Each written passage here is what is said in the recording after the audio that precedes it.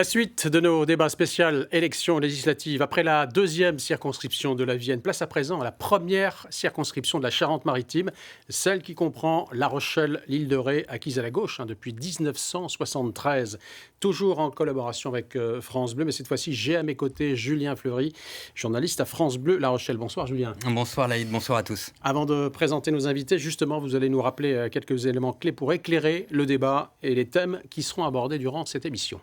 Alors, nous direction donc cette première circonscription de la Charente-Maritime. La Charente-Maritime qui a voté à 56% pour Emmanuel Macron contre 44% pour Marine Le Pen. Un score beaucoup plus large pour Emmanuel Macron dans cette première circonscription puisqu'il a remporté 71% des voix. Emmanuel Macron qui avait déjà dominé le premier tour avec 34%, réalisant de gros scores notamment sur l'île de Ré. Dans cette circonscription, toutefois, c'est Jean-Luc Mélenchon qui était le deuxième homme au soir du premier tour, avec 22% des voix et même 27% à La Rochelle. Marine Le Pen se classant en troisième avec 15,5% des suffrages. Une circo notamment marquée par des problèmes de pouvoir d'achat et en priorité l'accès au logement. Le foncier est très cher sur le littoral. Problème également sur la santé, ça c'est partagé par tous. Problème également environnementaux, Laïd. Voici donc les thèmes, vous les avez abordés. Voici nos invités sur ce plateau. Marie Dédélec, bonsoir. Bonsoir. Vous êtes conseillère, candidate d'hiver gauche et conseillère municipale à la ville de La Rochelle, soutenue par le maire Jean-François Fontaine et l'ancien magistrat de la ville, Maxime Bonneau. Tout à fait. Bonsoir Olivier Falorni. Bonsoir. Député sortant de cette première circonscription, vous prétendez à un troisième mandat. Vous avez siégé avec le PRG dans la dernière assemblée. Aujourd'hui, vous vous présentez en d'hiver gauche. Je siégeais dans le groupe Liberté et Territoire. Je ne suis pas candidat du PRG puisque je n'ai pas sollicité l'investiture. Mais en revanche, évidemment, je me sens proche du centre-gauche qui est foncièrement laïque et républicain, le parti de Michel Crépeau et de Georges Clémenceau qui sont mes deux références. Allez, on continue le tour de table et les invités. Nicolas François, bonsoir. Bonsoir. Vous êtes le candidat Reconquête, le parti d'Éric Zemmour. C'est votre première candidature à une élection. Tout à fait, c'est ma première candidature. Je suis très enthousiaste à celle-ci, quoi. Excusez-moi. On enchaîne effectivement avec Véronique Richer-Lerouge. Bonjour. Vous êtes en congé du MoDem, dont vous étiez jusqu'à présent la présidente dans ce département de la Charente-Maritime. Vous vous présentez quelque part en dehors de l'investiture de la majorité présidentielle, en candidate libre, insoumise, de centre-droit, comme vous avez pu le dire. Et vous êtes conseillère départementale de la Charente-Maritime. C'est ce que j'allais ajouter, mais on peut aussi se présenter en libre, c'est-à-dire qu'on peut tout à fait se mettre en retrait d'un mouvement, partager les valeurs, défendre le même combat, mais le faire de manière plus libre. C'est mon souhait aujourd'hui. Martine Madeleine, bonsoir. Vous êtes la candidate justement investie par la majorité présidentielle. Vous êtes donc la candidate Renaissance et vous êtes aussi adjointe à la mairie de La Rochelle, au même titre que Marine Dédélec. Vous êtes en charge de la jeunesse. Enfant, jeunesse, périscolaire, oui, tout à fait. Et on termine avec vous, Jean-Marc Soubest, élu écologiste. Vous êtes également conseiller départemental. Vous avez été investi par la NUP, la nouvelle Union populaire écologique et sociale qui regroupe la France insoumise, le PS, les Verts et le Parti communiste, encore que le PS sur La Rochelle, ce soit à discuter. Exactement, non. Nous sommes soutenus par le Parti socialiste et je porte effectivement une candidature de rassemblement des partis de gauche avec un projet de former une majorité à l'Assemblée nationale le 19 juin. Je vous laisse bien sûr découvrir le reste des candidats dans cette première circonscription de la Charente-Maritime, donc pour cette élection des 12 et 19 juin prochains. La première question est pour vous, mesdames, Martine Madeleine, Marine Dédélec et Véronique Richer-Lerouge. Vous n'êtes pas en train justement de faire fonctionner la machine à perdre dans cette élection ? Non, au contraire, c'est des offres différentes. On peut avoir plusieurs nuances de gris dans la vie. Il n'y a pas qu'une pensée unique. Je pense même que la richesse, c'est la diversité. On parle de biodiversité dans l'environnement. Il faut aussi qu'il y ait de la diversité dans les opinions. Oui, et le centre, comme vous l'avez constaté, est élastique, très élastique. Et donc, vous avez des sensibilités divers droite, centre-droit. Vous avez le centre, parfois qualifié d'extrême centre. Ceci dit, l'éclatement ne favorise pas justement une victoire. Non, moi je pense au contraire que les gens sauront trouver ce qu'il leur faut dans les propositions qui ne sont pas toutes identiques. Marine Edelec, vous espériez peut-être que la majorité des présidentielles ne mettent pas de candidats contre vous dans cette première circonscription. Voilà, elle a quel sens maintenant, votre candidature? Non, je n'ai jamais imaginé que le parti présidentiel ne mette pas quelqu'un sur cette circonscription. Moi, j'incarne aujourd'hui une nouvelle génération en politique. Il y a 3 ans, je ne faisais pas de la politique. J'étais entrepreneur et je m'engageais aussi dans le milieu associatif. Je crois qu'aujourd'hui, on a besoin d'avoir des représentants de la gauche, une gauche responsable, pas radicale, pas insoumise, une gauche qui va porter à la fois du social, de l'écologie et européenne. Justement, Martine Madeleine, quand les électeurs regardent l'offre qu'il y a sur cette première circonscription, ils se disent mais finalement elles se ressemblent toutes ou tous. Finalement, ils sont à peu près sur le même créneau politique. Alors, je ne suis pas d'accord. Je suis la seule candidate de cette majorité présidentielle capable justement de porter ces valeurs progressistes à l'Assemblée nationale. Ce sont des nuances, pas des vraies divisions. Il y a des nuances quand même qui sont assez marquées, c'est-à-dire que je suis une européenne convaincue. On a quand même des candidats aussi qui sont aux extrêmes, Mélenchon, et puis on n'a pas ici le Rassemblement national, mais au département, il est quand même le second.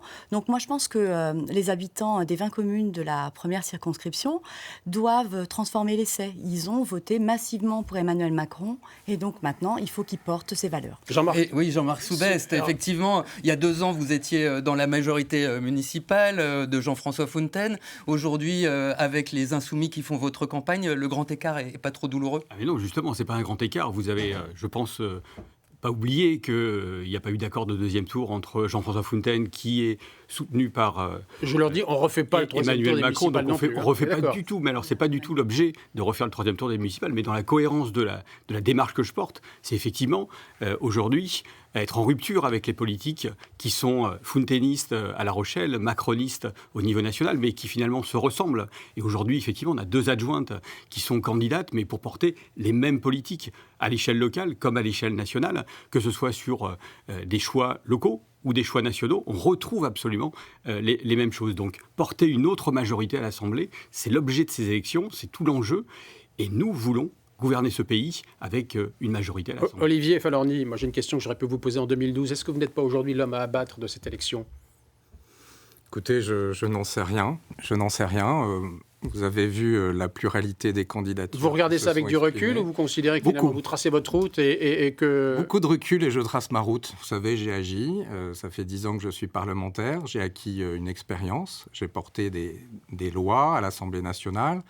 Une grande réforme de société sur la fin de vie. J'ai été membre de la commission des affaires économiques. Vous voulez dire que vous avez un bon bilan? C'est ce que vous êtes en train de nous dire ce soir? Je crois que, en tout cas, ceux qui se risqueraient à remettre en cause le fait que j'ai œuvré pendant ces 5 années s'exposeraient à l'absence de crédibilité politique. Et je crois qu'ils seraient vite considérés par les électeurs comme malhonnêtes. Après, on peut être évidemment en accord ou en désaccord avec tous les sujets. Mais je crois qu'il est de notoriété publique que j'ai fait le job. On va entendre... Nicolas François de Reconquête, donc le parti zémorien. Comment vous voyez ce tour de table, ce panorama? Comment vous observez? On sait que sociologiquement, cette circonscription, elle ne vous est pas très favorable. On sait que le Front National, anciennement Front National, ne faisait pas de bons scores. Le Rassemblement national non plus. Reconquête peut-être non. Donc sociologiquement... On verra à l'issue de ces élections, mais malgré tout, ce qu'on peut voir, que ce soit moi ou les militants de Reconquête, c'est que sur la première circonscription, finalement, on va avoir beaucoup de candidats, mais finalement, on va pas avoir beaucoup d'orientations politiques vraiment différentes.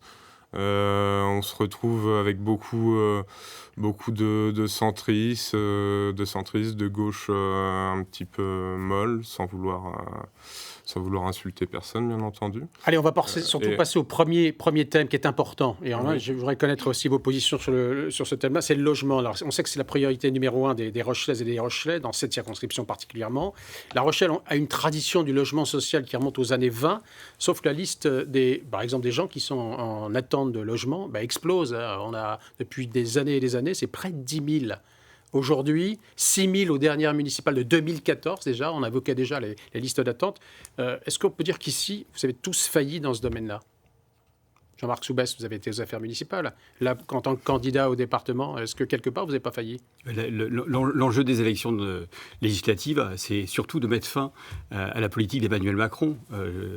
Deux exemples sur le logement. Le premier exemple, pas Emmanuel Macron. Le premier exemple, c'est ce qui empêche aujourd'hui, ce qui a empêché pendant 5 ans, les bailleurs sociaux de construire du logement social. C'est la diminution des aides au logement social. Donc on a vu des programmes qui étaient prévus s'arrêter, et donc l'offre de logement n'était pas suffisante. C'est aussi la perte de pouvoir d'achat. Et aujourd'hui, il faut redonner du pouvoir d'achat aux étudiants, comme aux travailleurs, comme aux saisonniers, qui aujourd'hui ne peuvent pas se loger à La Rochelle. On est dans une situation de Far West, et je l'avais déjà dénoncé. Mais vous n'avez jamais failli. En 2020.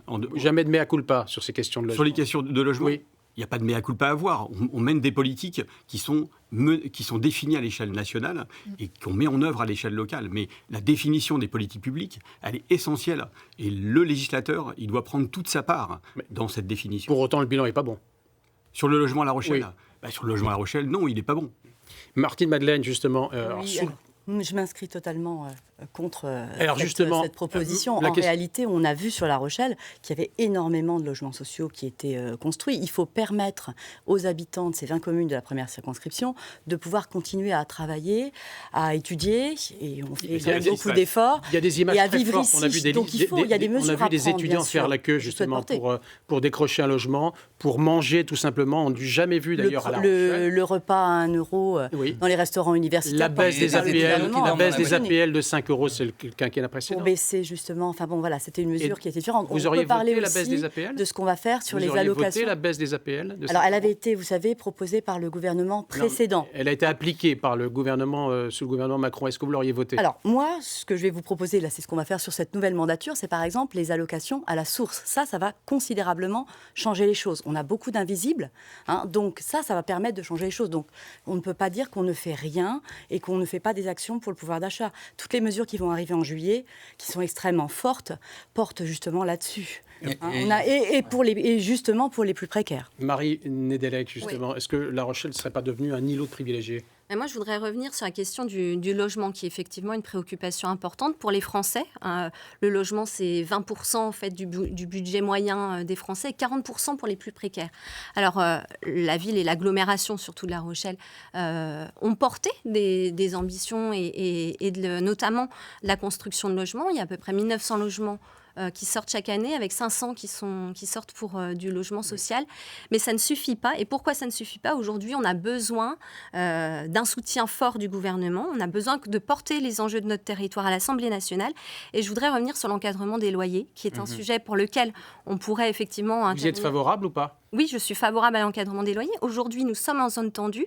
6 communes de notre circonscription sont en zone tendue. Néanmoins, on ne peut pas appliquer l'encadrement des loyers puisque le gouvernement, l'État ne nous le permet pas aujourd'hui. Il manque de critères. Véronique Réchet, vous avez des propositions à faire sur le logement et ce prix du foncier, notamment sur l'île de Ré, qui s'envole et on n'arrive pas à le juguler. Absolument. Le logement, j'en fais le point 1 de mes priorités. Logement permanent, location permanente à l'année. Et pour cela, il faut une loi. C'est vrai qu'en tant qu'élus locaux, conseillères départementales, voire pour les maires, on a une possibilité d'action assez limitée. Non, mais ça veut dire que toutes les lois qui ont été votées précédemment sur les différents gouvernements, elles ne nous ont servi à rien pour le coup. Elles n'ont rien jugulé du tout. Fiscalement, on n'a pas traité le sujet. Aujourd'hui, des propriétaires n'ont pas intérêt à louer à l'année. Il y a plein de logements vides à l'île On en parlera et à La Rochelle. Oui, mais touristique avec Airbnb, parce que ça pose un. Oui, mais moi je propose, si vous voulez, dans mon point 1, ça règle le problème en partie du logement. Parce que le logement social, les gens restent dans leur logement. Ils partent plus. Donc on ne va pas construire l'île de Ré, c'est un territoire fini. La Rochelle, c'est un territoire fini. Donc il faut trouver des solutions pour inciter fiscalement, encadrer aussi les propriétaires pour que les squatteurs, le risque de squatteurs ne s'installe pas. Il faut que ça se traite au niveau national. Moi, je voudrais entendre le député sortant sur ces questions. Olivier Falorni, c'est vrai que ce n'est pas une thématique sur laquelle on vous entend souvent. Le logement, pourtant, c'est central dans la vie des gens de cette circonscription. Vous n'écoutez pas assez, Monsieur Fleury, vous n'écoutez pas assez. Alors, sur l'encadrement des loyers, c'est une fausse bonne mesure, en fait. Parce que c'est une usine à gaz sur le calcul. Donc, sur le fond, vous êtes contre ? C'est une usine à gaz. Non, mais le principe est tout à fait noble. C'est une usine à gaz et il n'y a pas d'outil de contrôle de l'encadrement des loyers. Donc, soutenons plutôt les initiatives des collectivités territoriales, des offices fonciers solidaires. Sur l'île de Ré, j'ai inauguré il y a encore quelques semaines à la flotte des logements qui sont établis à partir d'un bail réel solidaire, c'est-à-dire que vous devenez propriétaire des murs, vous êtes locataire du foncier. Mais c'est encore à toute petite échelle. C'est très peu. C'est insuffisant. Vous avez... Il faut qu'on ait une politique Sur ces questions, incitative. on s'arrête. finissez. D'accord. Juste il faut développer le logement intermédiaire qui est essentiel aujourd'hui, mais le problème c'est que ça devient aussi une niche fiscale. Et si à un moment vous ne déplafonnez pas au-delà des 9 ans le dispositif de loyer, eh bien vous vous exposez effectivement à là aussi une fausse bonne idée. Enfin, je crois qu'aujourd'hui, il faut prendre en compte, vous évoquez le fait que La Rochelle est une ville étudiante. Tant mieux. Ça fait 30 ans que Michel Crépeau avait œuvré pour la faculté de La Rochelle. Airbnb a tout fait exploser. Justement, il faut faire de l'incitation fiscale, effectivement, pour favoriser la location aux étudiants et la location à l'année. Ça fait 10 ans qu'on le dit. Nicolas François, au nom de Reconquête, quand vous regardez, effectivement, vous On a entendez déjà les uns et fait les des autres, études, on est en train de qui ont le faire. parti, qui ont été aux affaires municipales, qui ont vu cette ville évoluer au bout des 30 années. Comment vous la vivez, vous, cette situation-là ? Vous qui est nouvellement arrivé en politique. Et une mesure forte, je la vis, je l'ai pas vécu particulièrement parce que je viens d'arriver en politique. Je la vis parce que je suis originaire de La Rochelle. Et voilà. Nous, ce qu'on pense, malgré tout, pour favoriser tout ce qui est problématique liée au logement, c'est surtout de fluidifier les transactions, en fait, permettre des baisses d'impôts pour éviter que les gens se forcent à garder des biens trop longtemps. Mais pas de manière coercitive. Vous voulez pas effectivement des mesures qui soient... Non, c'est que dans l'incitatif et c'est aussi beaucoup de travail, surtout du côté du pouvoir d'achat, en fait, surtout auprès de ceux qui ont les rémunérations les moins fortes. Et on pense que ça permettra largement d'aider tout ce qui est problématique lié au logement. Deuxième thème de cette émission, c'est la santé. C'est aussi un autre sujet de préoccupation de nos concitoyens. L'hôpital public de La Rochelle connaît des tensions depuis le Covid. Des plans blancs ont été déclenchés à plusieurs reprises. Martine Madeleine, justement, la situation est pire qu'il y a 5 ans. Alors, ce problème de l'hôpital, ça fait des décennies qu'on le connaît. Je ne suis pas sûre que les différentes forces politiques qui sont ici l'aient vraiment pris en main. Il y a eu un Ségur de la santé quand même qui a mis 19 milliards. Non, il faut régler la situation. Ce qu'il faut maintenant, c'est continuer à mettre en place une réforme importante, une réforme par exemple qui permette le recrutement. On a déjà effectivement ouvert le numerus clausus, mais là on peut recruter, il y a des nouvelles professions aussi. Mais pendant qu'on se parle, est-ce normal qu'on ferme des lits ? Alors on va recruter davantage, on va permettre de mettre en place la situation pour ouvrir justement des lits. On va avoir un nouveau partenariat aussi entre la médecine de ville et puis l'hôpital, avec des nouveaux métiers aussi comme ceux d'assistants médicaux. Enfin, il y a plein de choses à faire pour pouvoir changer les choses. Mais on a amorcé ce système-là. Le problème est tellement ancien qu'il faut réussir à le mettre en place. Mais la santé pour tous, c'est par exemple la prévention. On fait beaucoup de choses aussi pour la prévention. On va avoir tout un système aussi de contrôle. C'est vrai qu'on a l'impression que l'hôpital public tel qu'on le connaît est en train de craquer. Il y a beaucoup de médecins qui quittent le secteur hospitalier pour aller s'installer en ville. La Rochelle a de la chance, elle est attractive pour les médecins. Et pourtant, il y a un hôpital qui souffre. Comment vous vivez cette chose, Marine ? L'hôpital public est au bord du gouffre aujourd'hui, avec un personnel qui est en grande difficulté. Le Ségur a simplement permis aujourd'hui de relever le salaire, mais pour atteindre simplement, permettre de mieux vivre tout simplement avec l'augmentation du coût de la vie. J'aimerais qu'on vienne, moi, sur la contrainte aujourd'hui qui n'est pas rémunérée au sein de l'hôpital public. Aujourd'hui, une infirmière à l'hôpital de La Rochelle qui travaille de nuit, elle n'est rémunérée que 10 € par nuit travaillée. Est-ce que vous pensez aujourd'hui que c'est suffisant à la fois pour c'est l'urgence, on est d'accord. C'est une urgence. Revalorisation des week-ends, des gardes de nuit. Des gardes de nuit, et puis tous les agents hospitaliers aussi qui ont besoin d'être valorisés. Sans eux aussi, l'hôpital public ne vit pas. Dans l'urgence, Jean-Marc Soubès, justement, est-ce qu'il faudrait, selon vous, obliger les médecins libéraux à effectuer des gardes à l'hôpital public ? Oui, c'est une musique qu'on entend là. C'est pour pouvoir régler. Une solution, mais on n'est pas. Ça, c'est pour satisfaire aux urgences. Oui, mais les pharmaciens le font des gardes. Bien sûr. Aujourd'hui, ce qui est important et ce qu'il faut bien comprendre dans la situation de l'hôpital public, c'est qu'on est vraiment dans la. dans la déstructuration d'un modèle qui s'est construit en 1945. Et on est sur un modèle de solidarité. Et ce modèle de solidarité qui permet l'accès aux soins à tous, et notamment à travers les services d'urgence, aujourd'hui, il n'existe plus. Il est fragilisé. Regardez ce qui se passe au CHU de Bordeaux. Et ça se passe aussi chez nous, au centre hospitalier de La Rochelle. Bien sûr, ça se passe à La Rochelle. L'été va être très compliqué. L'été va être proposition qu'on pourrait entendre de votre bouche. Donc, la première proposition, c'est de mettre fin à la tarification à l'acte. Ça, je pense que ça a déstructuré l'hôpital public. Et gouverné par les coûts. Ça n'a pas été mis pour l'instant, la mesure continue. Gouverné par les coûts, c'est pas comme ça qu'on remettra de la confiance entre les soignants et les dirigeants, et surtout entre les patients et leur capacité à utiliser l'hôpital sur ces questions de santé. Par exemple, est-ce qu'il faut des mesures fortes, coercitives ou pas du tout ? Bien sûr que si, c'est une urgence absolue. La santé, ça concerne tout le monde, qu'on soit à la naissance, au fil de la vie et à la fin de la vie. L'hôpital n'est pas là pour gagner de l'argent. Il faut qu'on arrête avec cette vision de la société où la financiarisation est partout. La rentabilité à l'hôpital n'a pas sa place. Il faut qu'on revienne à une vision un peu de service public, ce que vient de dire Jean-Marc d'ailleurs, une vision de 1945, c'est-à-dire que la France doit avoir des grands services publics au service des citoyens, quoi qu'il en coûte. Mais on a de l'argent en France. Je veux dire, il faut faire de ces métiers des soignants des métiers d'élite. C'est ce qui a été fait au Canada. Au Canada, la santé était dans une situation catastrophique. Qu'est-ce qu'ils ont fait ? Ils ont augmenté les salaires drastiquement. Mais est-ce que le gouvernement précédent l'a fait selon vous ou pas du tout ? Non, il ne l'a pas fait. Il faut qu'on change de modèle de société là-dessus. Il faut qu'on revoie. On voit bien la catastrophe en marche. De toute façon, je vais vous dire, si on arrête, oui, pardon du jeu de mots, mais c'était pas volontaire.